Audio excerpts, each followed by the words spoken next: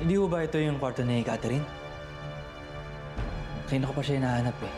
This is my father's room. At wala kang karapatan pumasok dito.